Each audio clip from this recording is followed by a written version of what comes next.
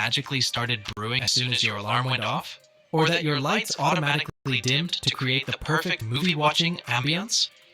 Maybe you've imagined a refrigerator that knows when you're out of milk and adds it to your shopping list? That's the power of the Internet of Things, or IoT. It's a whole new way of interacting with the world around us, and today we're taking a deep dive. Good evening everyone. My name is Brandon Torres. And itatakal po natin ngayon is ang IoT technology.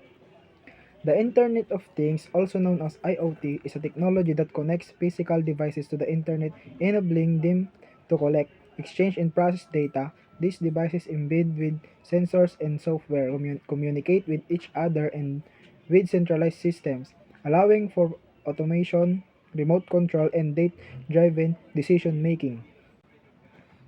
How IoT works. Like examples, sensors and devices. Sensors devices is, ito po ay nakaka-detect po siya ng temperature, motion, and kaya niya pong i-trace yung location mo po. Connectivity. Ito yung device na kinakailangan ng Wi-Fi, Bluetooth, cellular network, or kahit na specific protocols like LoRaWAN and to send and receive data. Cloud and edge computing. The data is sent to cloud platform or edge servers where it is stored, analyzed, and processed. User interaction. Itong user interaction is like example, sa mga naka-iPhone, meron po silang Siri. Sa mga naka-Android, meron po silang Google Assistant. Yan po. Na feature niya po is voice assistance para ma-monitor, para ma-control mo yung device. Automation and decision making. Based sa data, IoT system can trigger action automatically. Like examples, pag may ginagawang struktura ganun, pwedeng mag-turn like yung mga yung brown out kapag may ginagawa silang poste ng kuryente. I-off po nila yung kuryente for safety purposes. Examples ng IoT applications. Smart homes. Ito yung parang sa bahay nila Sir Gavin. I-compare ko na po dito sa bahay nila Sir Gavin na meron silang Alexa, which is na ilang palakpak lang and babanggitin niyo yung Alexa, turn off the light, is mag-auto off po yung light niya. Yun po.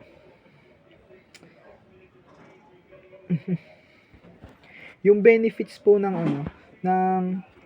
IoT is automation and efficiency, which is nare-reduce niya yung human effort. Kumbaga nababawasan yung ginagawa ng tao dahil po sa IoT na mas pinapadali po yung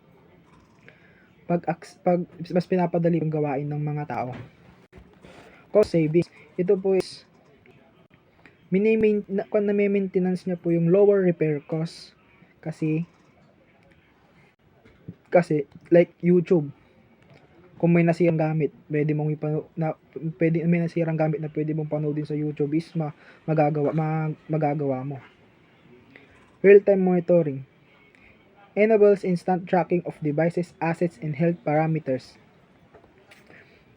Tracking of devices, ito po yung real-time monitoring na mas namo-monitor niya po yung health mo. Mas naka-focus sa ma-monitor yung health mo. And enhanced safety and security, ito po yung i-aware ka niya sa mga mangyayari at sa mga nangyayari. Like example, sa weather ng devices. I-update ka kung magiging maulan sa ganitong oras, ay sa ganitong panahon. Challenge of IoT. Security risk. IoT device can be vulnerable to hacking. Ito pong challenges sa IoT na pwedeng ma-hack ka ng bigla-bigla at ma-access yung information mo, yung mga private information mo. Privacy concern. Dapat itong privacy concern dapat mas pinagtutuuan mo ng pansin kasi pwede hindi mo masyadong naayos yung security mo, pwedeng mapasok. yung information mo na nakatago. And ito pa ang challenges nito kapag if ever hindi mo kayang gawin yung isang bagay na nasira. Napapagastos ka talaga kasi hindi mo nga siya alam gawin eh. And IoT is revolutionizing industry by making devices smarter and more connected. It enhances convenience, efficiency, and safety in homes, healthcare, transportation, and industries. However, addressing security and privacy risks is crucial for widespread adoption. Ang ibig sabihin naman po nito is mas napapadali, mas napapanda, mas i-enhance, mas convenient, mas efficiency, and mas safety sa bahay, healthcare, transportation, and industries. Lawya is kayang-kaya ng IoT kapag alam mo po ang ibig sabihin ng IoT technology. Thank you.